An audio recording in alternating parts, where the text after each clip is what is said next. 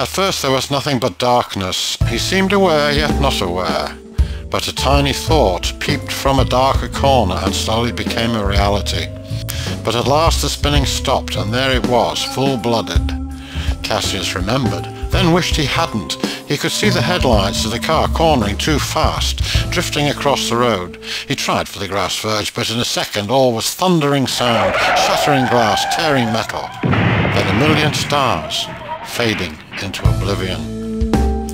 If the now he was in was death, then that was fine by him. At least it was not the oblivion he had feared from childhood.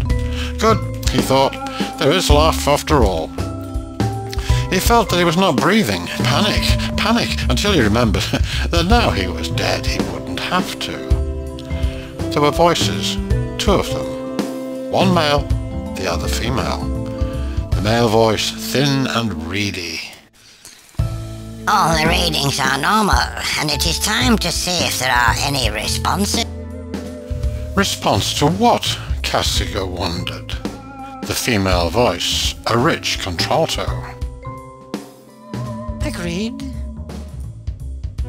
He felt fingers on his head. Slowly, bandages were unwound until a dim light appeared. Cassius warily opened his eyes and looked full into a pair of soft, smoky grey ones, regarding him curiously. We have awareness. Well, if this is heaven, I'm all for the reception committee, Cassius thought. The eyes went away to be replaced by a pair of dark, almost black ones, surmounted by bushy white eyebrows under a mane of white hair. The voices were a bit ruffled and muffled, but it was then that Cassius realized that he could only see the eyes, because the faces were hidden behind surgical masks. Doubt swept through him. Perhaps he wasn't dead after all. Perhaps this was a hospital. Perhaps he was injured, badly. Perhaps he was so sedated that he could feel nothing. The dark, saturnine eyes blinked, and the reedy voice scratched. Can you hear me? Blink twice, if you can. Blink, blink.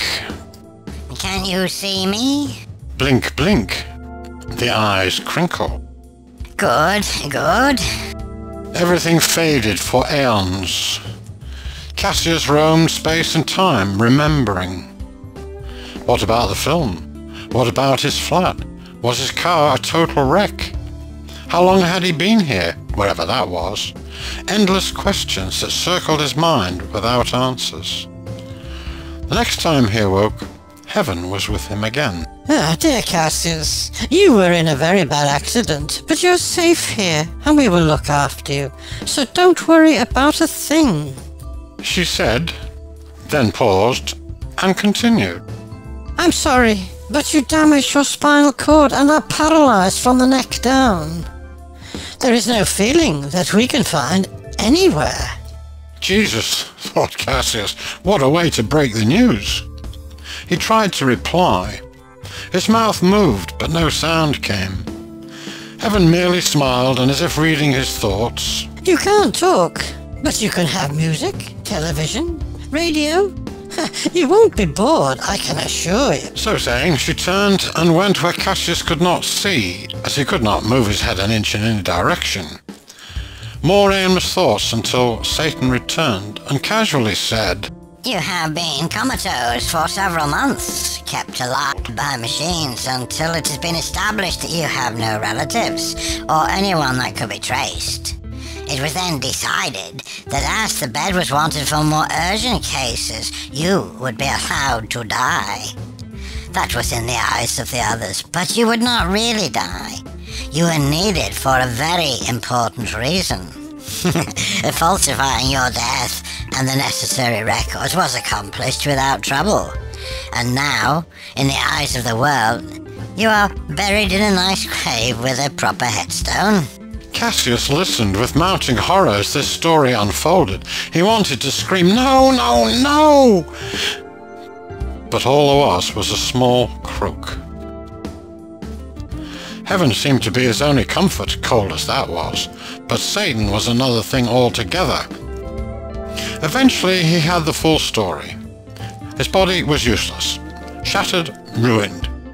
He was on life support, fed by drips into veins, wastes catered for, body cared for by heaven, and how he wished for what? No reaction, no feeling, nothing. One day heaven leant over him and without warning kissed him full on the mouth. Her eyes glistened. This is the day of decision. Soon you will see a miracle. Some time later the room was crowded with more machinery that he had no idea about. Heaven and Satan busy. Satan approached the bed and fitted a frame over Cassius's neck. I'm sorry, but your body is now succumbing to bed sores, and so they will have to be cured permanently. Cassius remembered that bed sores were cured with massage, turning to relieve pressure, and at that point his vague memory of things medical deserted him. At least they are doing their best. The clock on the wall showed midday when it started. Heaven asked, "Can you feel anything?" She withdrew a bloody scalpel. He had not felt a thing. Satan vanished behind the frame, muttering as he asked for this or that shining implement. Time dragged into an eternity, periods of darkness interspersed with more and more surgery. How big were these blasted bed sores, he wondered. After an exceptionally long session, Heaven smiled and in a very matter-of-fact voice said, "We're nearly done. You'll be ever so pleased with this." With what? Cassius thought. He was not left wondering much longer. Heaven stood at the foot of the operating table and watched as Satan went out of sight behind Cassius. Suddenly, with a soft whir of an electric motor, Cassius felt his head lifting until it was vertical. Now he could see the whole room. He smiled at Heaven, who smiled back warmly. Now at last a measure of normality, perhaps. Not just an endless staring at the blank white ceiling, or straining to see out of the corner of his eyes at elusive shapes that he could never quite make out.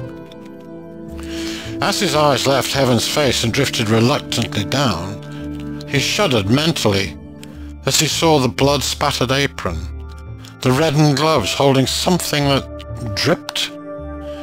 It had fingers curled almost into a clenched fist.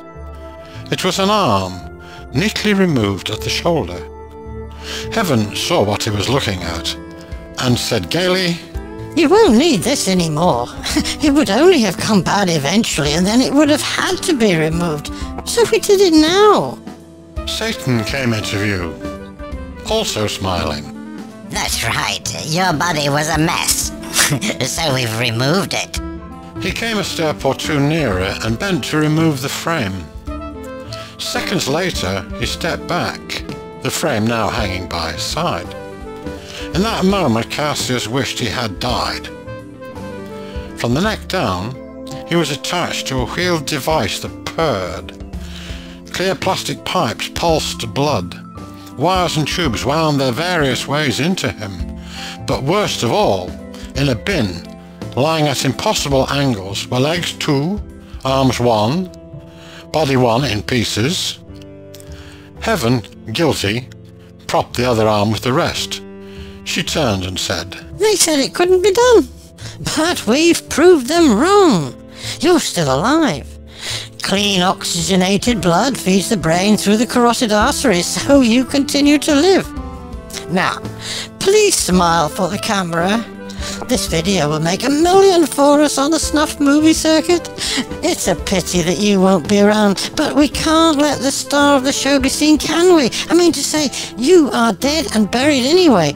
So, dear Cassius, our thanks and farewell."